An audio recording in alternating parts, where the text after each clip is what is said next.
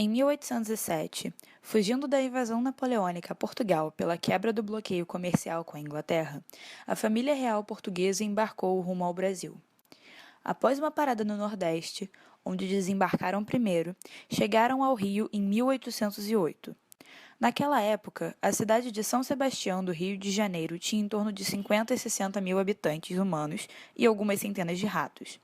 Má higiene e falta de cuidado sanitário, até para os padrões da época, favoreciam a proliferação de doenças, e o cenário como um todo não seguia os padrões reais. Como, então, alojar as pessoas da comitiva real, que estavam em torno de 5 mil pessoas? Os governantes optaram por tomar por tempo indefinido as melhores moradias, a maioria pertencente a comerciantes. Escreviam-se as iniciais PR na frente do prédio, de modo a representar príncipe regente, para marcar os prédios escolhidos. Os escravos de ganho e trabalhadores mais pobres, porém, fizeram uma releitura das iniciais. PR, prédio roubado, ou, ainda, ponha-se na rua, o que deu nome ao ocorrido histórico. A maioria dos moradores removidos, entretanto, sentia-se lisonjeado em oferecer a casa para famílias da nobreza. O complexo de vira-lata brasileiro, presente desde aquela época, fazia com que abusos de poder como esses fossem enxergados como reconhecimento da importância das famílias de quem as casas foram escolhidas e, sobretudo, da importância do próprio país. Fica evidente, portanto, que o histórico de remoções da cidade do Rio de Janeiro começou muito antes do que se imagina. Seja o governo monárquico ou democrático, a impressão que fica é a de descaso com a opinião dos moradores. Ainda que o tempo passe e a cara do governo mude, a relação de dominação se mantém. Quanto às pessoas entrevistadas, é perceptível o quanto algumas visões ainda refletem a imagem idealizada da realeza, onde os entrevistados se preocuparam imediatamente com o bem-estar real mais do que com o seu, apesar do fim do regime imperial há tanto tempo. Vemos também, entretanto, algumas opiniões de resistência a essa dominação. Esperamos que isso seja alimentado nas pessoas e que continue se desenvolvendo cada vez mais.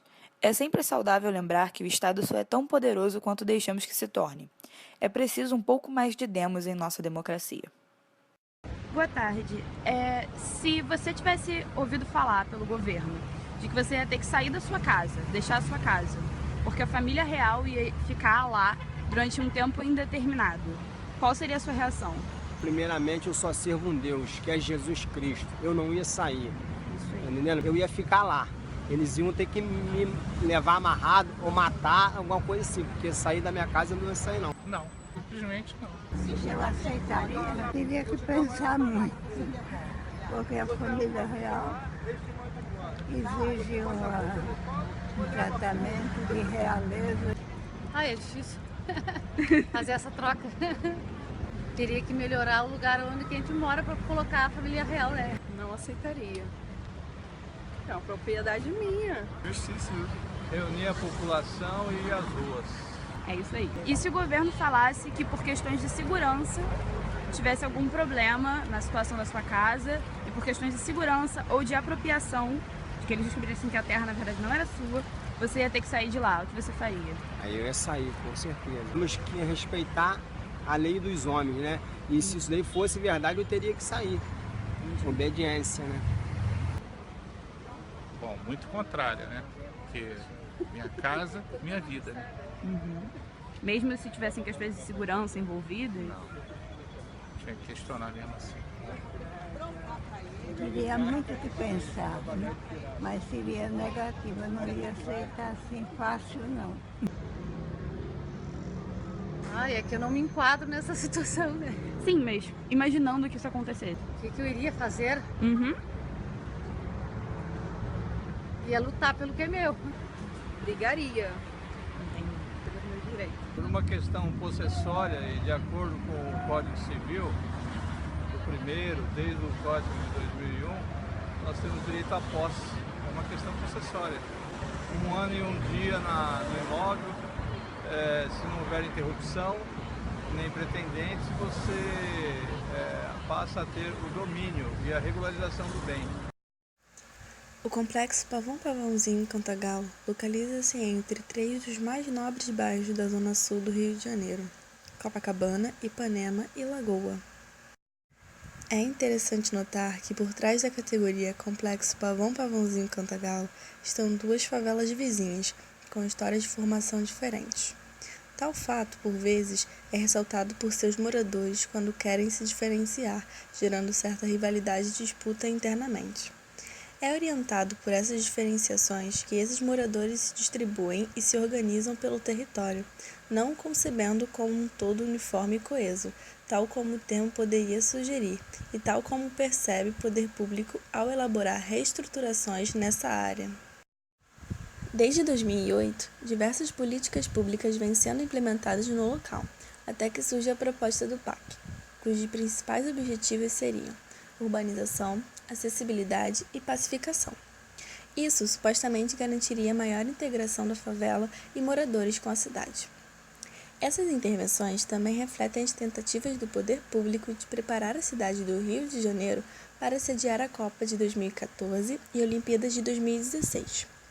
No entanto, programas que a priori trariam melhorias à população mostram-se cada vez mais conturbantes. As obras iniciaram-se, mas pouco tempo depois estagnaram-se, sendo retomadas somente agora, em 2015. Durante esse período, a vida dos moradores foi rodeada de empecilhos. As ruas ficaram interditadas, difícil acesso dos caminhões de lixo aumentava a sujeira e a proliferação de doenças nos locais. As casas dos moradores foram derrubadas há 5 anos e os escombros permanecem lá até hoje, impossibilitando a passagem cotidiana de pessoas e prejudicando a segurança de crianças e idosos que vivem ao redor. Além disso, não podemos esquecer do impacto que tais obras trouxeram à vida pessoal dos moradores. É o caso da Dona Fátima e da Dona Aparecida, que construíram suas casas sem financiamento público e tiveram o trabalho de anos destruído pelas obras. Como eu não aceitei o aluguel social, porque não era confiável, eu fiquei na minha casa e eu falei que só iria sair quando o apartamento ficasse pronto.